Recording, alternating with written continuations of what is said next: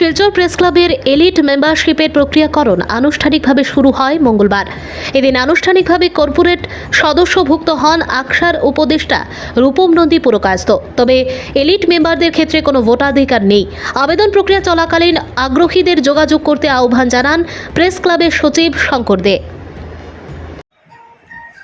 Silchar press ক্লাবে elite ও corporate সদস্যভুক্তি প্রক্রিয়া চলছে এবং এই প্রক্রিয়ার অঙ্গ হিসেবে আজ এ অঞ্চলের সুপরিচিত সমাজকর্মী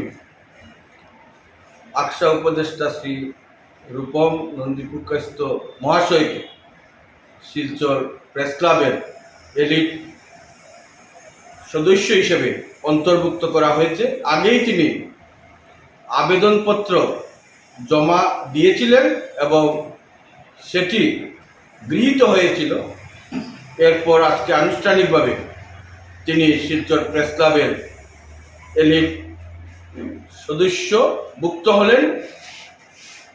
শিলচর প্রেস ক্লাবের পক্ষ থেকে এরকম আরও কিছু এলিট এবং কর্পোরেট সদস্য নেওয়া হবে এবং এ ব্যাপারে যারা আগ্রহী, সমাজের বিশিষ্ট স্তরের যারা ব্যক্তিরা রয়েছেন, যারা বিভিন্ন পদে সরকারি বা বেসরকারি চাকরি করেছেন, অবসরপ্রাপ্ত বা সমাজের বিভিন্ন ক্ষেত্রে যারা বিশিষ্ট ব্যক্তি, তারা শিলচর প্রেস ক্লাবে এলিট সদস্য হিসেবে তারা আবেদনপত্র দিতে পারবেন এবং সেটি গৃহীত হওয়ার পর সদস্য দিতে পারবেন। আমরা শিলচর প্রেস ক্লাবের মোট সদস্যের আমরা 20% পর্যন্ত এলিট এবং কর্পোরেট সদস্য আমরা নিতে পারি। এটা আমাদের সংবিধান স্বীকৃত এবং এলিট এবং কর্পোরেট মেম্বারের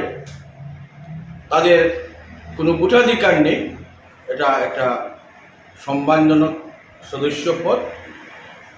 আজকে থেকে আমাদের এই সদস্যভুক্তি প্রক্রিয়া আবারও আমরা শুরু করছি।